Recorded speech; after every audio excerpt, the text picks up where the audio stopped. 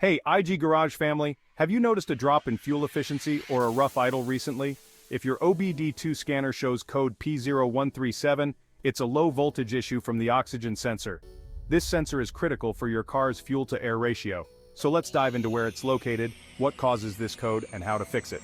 Stick around, as this small sensor can make a big difference in your car's performance. So what does P0137 mean? It stands for Oxygen Sensor Circuit Low Voltage on Bank 1 Sensor 2. In simpler terms, this means that the ECM is detecting low voltage in the downstream oxygen sensor, which is responsible for monitoring emissions after the catalytic converter. Alright, let's get to the important part. Where is this sensor located? For the P0137 code, we're looking at Bank 1, Sensor 2, which is typically located on the exhaust system, downstream of the catalytic converter. On most vehicles, Bank 1 refers to the side where cylinder 1 is located. This sensor helps measure the efficiency of the catalytic converter. If it isn't working correctly, you'll see performance issues and higher emissions, which is why pinpointing its exact location is crucial. The P0137 code can result in poor fuel economy, rough idling, and sometimes an illuminated check engine light.